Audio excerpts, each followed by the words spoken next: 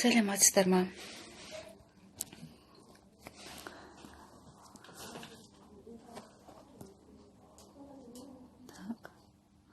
Сәлеметсіздер ма? Қайырлы кеш барлықтарыңызға. Мен қазір бірдеңе жасамай жатырмын. Қайырлы кеш. Сіздер қаңтар айында керемет тегін сабақ бар. Келіп, тіркеліп қатысуларыңызға болады. Так, неге мынау жүрмей жатыр? Керемет тегін сабақ жүреді бізде.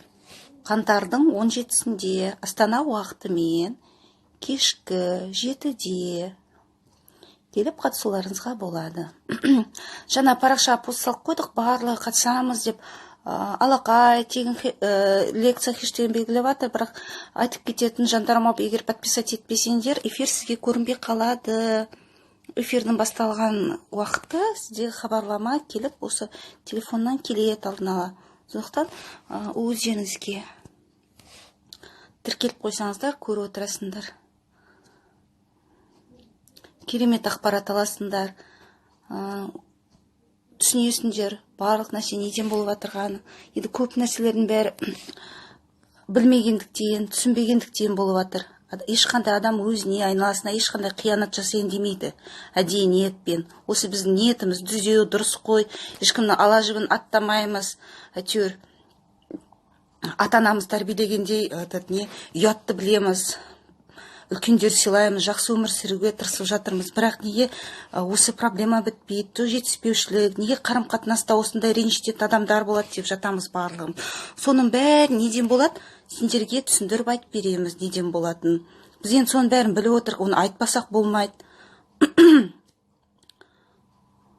Көптеген адамдар осы білмегендіктен, түсінбегендіктен қазір қатты қиналып жатыр. Сондықтан осы жағдайлар болмау үшін, алдын алу үшін не істеу керек, сол туралы айтамын. Сендер бақытты болып өмір сүруге лайықсыңдар. Ешқандай жер бетіндегі адамдар қиналу үшін келген жоқ, бақытты болу үшін келді. Мына еститін шығарсыңдар да, адам жер бетінде қандай да бір миссиямен келді деп айтамыз ғой, миссиямен келді. Адамның өзінің бір бағыты бар, сосын жағы мен миссиям қандай екен, білмеймін деген сияқты адамдар айтады да. Негізінде осы миссия жер бетінің, сол сөздің мағынасында өте терең мағына жатыр. Жер бетіне біз не беруіміз керекпіз?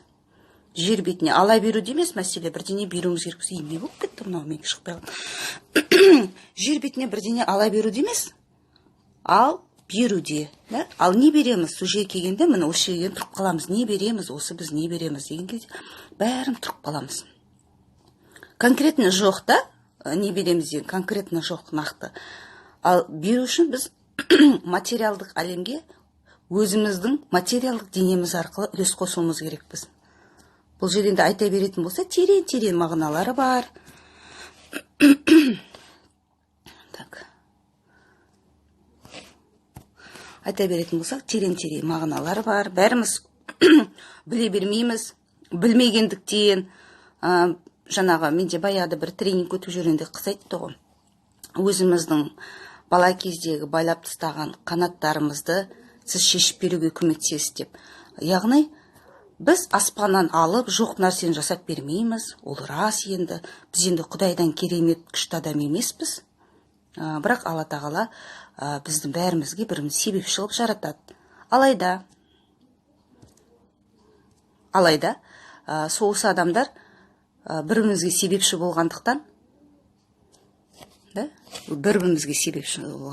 прикрепить это уже, болмайды, выключить комментарий, выключить запрос на участие.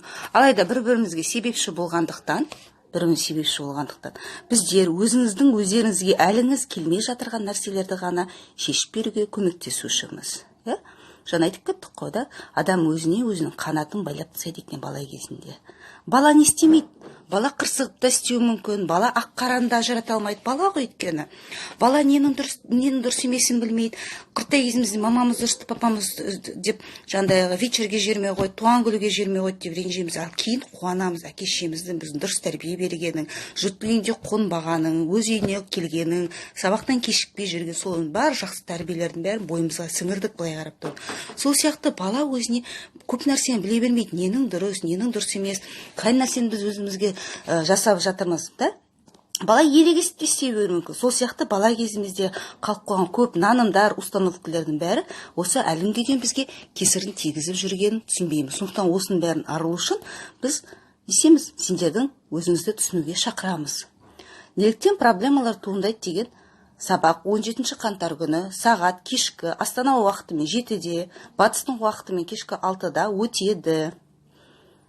Так. Сондықтан сіздерге айтайын дегенім. Так. Айтайын деген. Келіп, тіркеліп қатысуларыңыз болады. Біздің тегін лекциямыз, сабағымыз қайда өтеді? Психолог Биязы KZ парақшасында өтеді. Міндетті түрде сол парақшаға тіркеліп қойыңыздар. Сұрақтарыңыз болса, дайындап қою отыруларыңызға болады. Сұрақтарыңыз болса, барлығын қойып отыруға болады. Тек сұрақтарыңыз жауапты сабақтың соңынан кейін ғана шешеміз.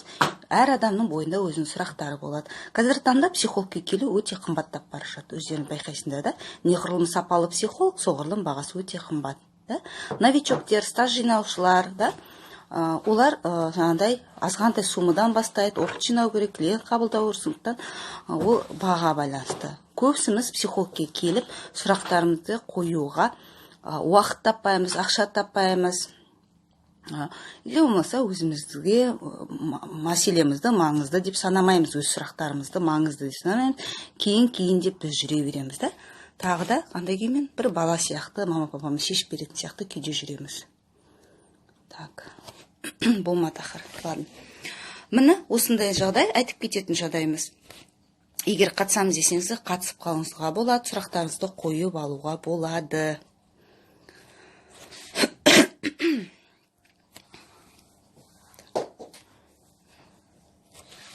Кімді қандай сұрақ мазаласа, өзін түсінгісі келсе, оның шешімі де жауабы да бар. Адамдар көп білместіктен қиналып жатыр. Адамдар екіншіден біле тұра тұрып ерегеспен қиналып жатыр. Үшіншіден адамдар біреуге дәлелдеймін деп өмірін сол жолда өткізіп жатыр. Бірақ оның бәрі, ешқандай азаптың бәрі бізді бақытты етпейді. Ешқандай азаптың. Сондықтан барлық бақытты болу, бақытсыз болу әрбір адам өз өміріне жауапты. Қазіргі таңда өз өмірлеріңізге көңіліңіз тола ма? Айналаңызға қараңыз. Егер көңіліңіз толмаса, қаражат, отбасы, денсаулық, қарым-қатынас, ағайын, туысқан арасында жұмыс болсын, жеке басты өмірің болсын, ешқандай көңілің толмайтын болса, биыл 2020 жыл өзіңді қалайда қолға алып, жұмыстану жылы. Егер біз неғұрлым рухани саланы мойындамайтын болсақ, соғұрлым бізде проблема биыл өте көп болуы мүмкін. Енді айтып кететін нәрсе, психологтер бізсіз жұмыс жасай алмайды. Қателесесіңдер, психологтер сіздерсіз өмір сүре алады.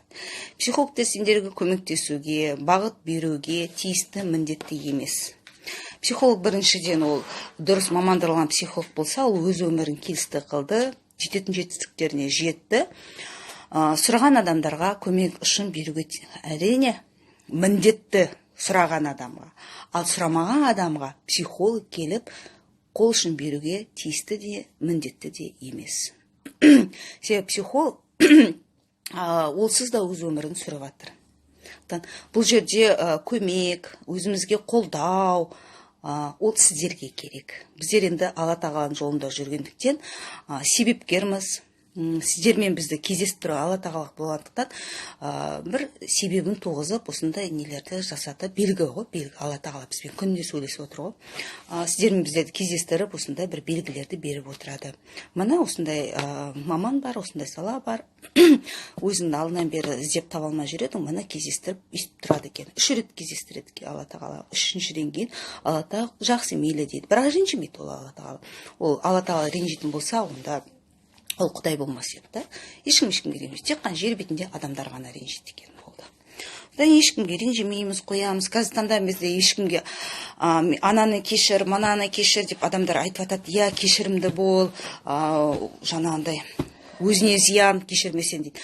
Бірақ біз қашанға дейін адамды кешіре береміз? Бір жолы ренжімейтін әдісті ғана тауып алып сонымен өмір сүру керек та. Ренжімеу үшін адамда әлемді қалай бар, сені ренжіткен адамды да түсін, ол неге өйтіп айтты, бәрін түсін. Бірақ бұл жерде көмектес деп тұрған жоқпын. Спасатель бол, құрбан бол, жертва бол демеймін да.